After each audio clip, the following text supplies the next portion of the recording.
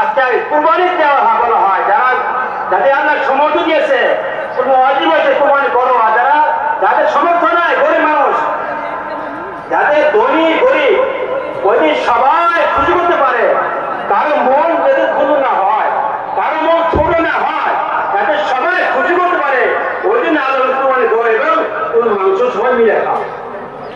এবার তো মাংস দিয়ে কুরবানি দেয়, সমস্ত মাংস একাই খেতে পারে, কোনো অসুবিধা নেই, কিন্তু ওটা মানবতা হবে না, এটা মানবতা হবে না। তাদের গরিব ধনী হয়ে সবাই খুশি খুশি দিন আল্লাহ দিচ্ছেন, সবাই খুশি করতে পারে, কারো মন বেজার না হয়। ওই জন্য ঈদের দিন যাদের আল্লাহ মা দিচ্ছেন পাড়া বসে খবর নেওয়া, বা তো বাড়াঘাট করছো না করছো, যে বাড়াঘাট করে নাই সমর্থন নাই কিছু করছে, আমি কিছু ভাই করি তাদের কিছু করে দিই।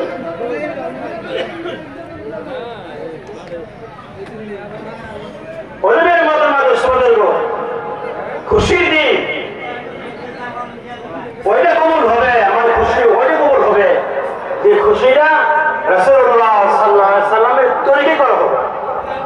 আল্লাহ নবী সাল্লাল্লাহু আলাইহি সাল্লাম যে তরিকে বলে গেছেন যদি ওই সুন্নত করে করা হয় তাহলে আমাদের খুশিটা কবুল হবে। এটা না হয় অনেক জায়গায়